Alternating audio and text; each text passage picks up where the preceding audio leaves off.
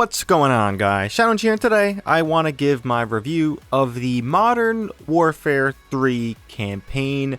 I have been seeing a lot of interesting discourse on this experience. Now, for the most part, before we jump into anything specific, I'll give you my ranking of this campaign compared to every campaign we have gotten since Modern Warfare 2019. And I think it's right in the middle. Right now, for me, my favorite campaign amongst these titles has been Modern Warfare 2, and then right under that, a close second is Modern Warfare 2019, and in third place, Modern Warfare 3. Underneath that will be Black Ops Cold War, and then Vanguard is beyond anywhere in this comparison. And the first two I love dearly.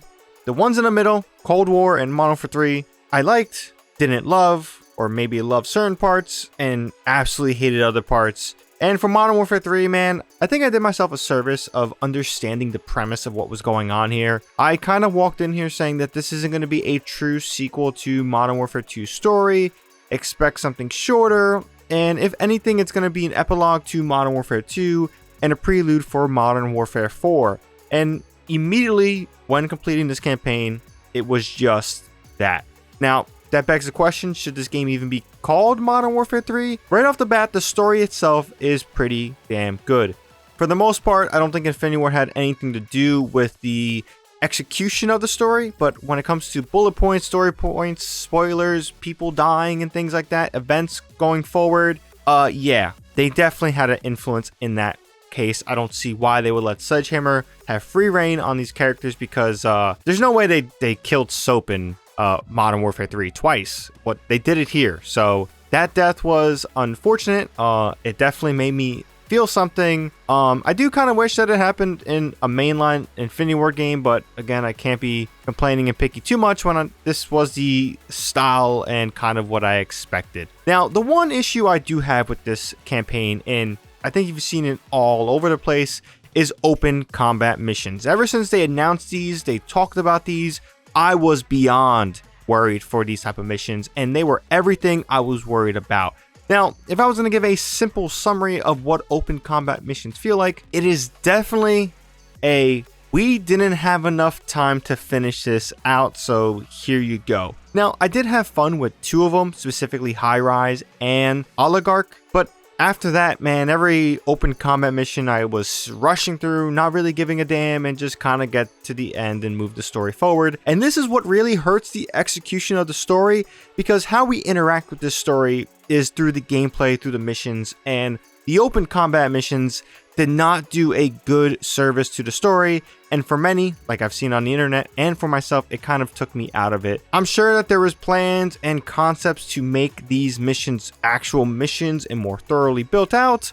It's pretty evident by some of the layouts, and specifically High Rise. I think that was a great potential for a solid Call of Duty mission, but as we all know, with things going on with Call of Duty, especially with the Sledgehammer and Treyarch side of things, there has been delays, there has been production frustrations and lackluster stuff, both from probably leadership and Activision, of course. So yeah, I wasn't shocked about open combat missions, but they were pretty damn bad. If we can avoid stuff like this, please, like, admit that this was just like a production issue and not really something we were going for. This is something that we just thought was going to be a good substitute, because man, they were a horrible idea and I hated every bit of it. Now, the story itself, I've seen some other stuff like, hey, it was all over the place, it was confusing. I understand some of that stuff. For me personally, I was kind of anticipating, and what we got was a story that was going to bridge us going forward into the events of Modern Warfare 4. And based on the ending of what is happening, Modern Warfare 4 is going to be a revenge tale of Price and Makarov. And they did a great job setting the tension between Makarov and Price.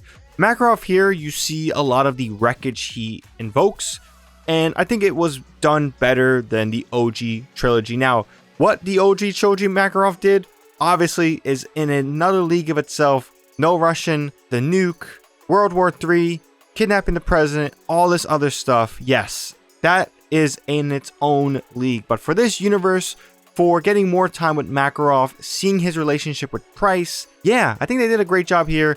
And they truly make you want to kill this man and hunt him down in the next game. And that's what I assume is going to happen. Now, another great part of the story was the interactions with Shadow Company, Graves, General Shepard and seeing the interaction of the events from Modern Warfare 2 transpire into here. All that stuff was great. It actually showed great, like, you know, chemistry amongst the characters, where we felt like Task Force 141 was an actual unit. They were family. They were close to each other. You know, we see that with the funeral for Soap. It was just them three, and, you know, they parted ways with the ashes. And then just all together, very well thought out, and I enjoyed that part. The one complaint I do have was kind of the timeline of the events. Now, at the end of Modern Warfare 2, we get the target as Makarov. So it's a hint that Makarov is the next adversary, the next antagonist, whatever it may be. But we got a glimpse in that post-credit scene from Modern Warfare 2 that, hey, Makarov has kind of been in the works, has been going on, we're aware of him. And then we get a mission which was one of my favorite missions, even though it does cause some problems, called Flashpoint, where we visit 4 years in the past in Verdansk of Makarov doing a terrorist attack, and then we capture him. And from what we know is he never escaped from there.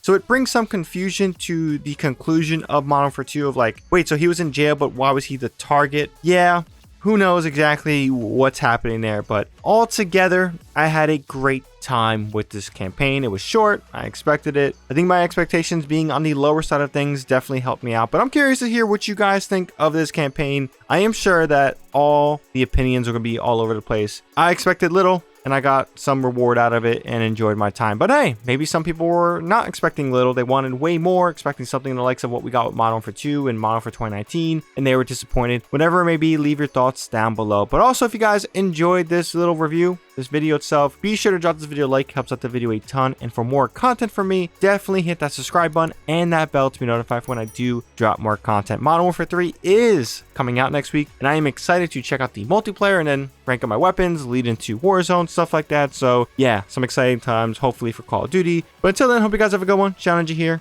and I'm out.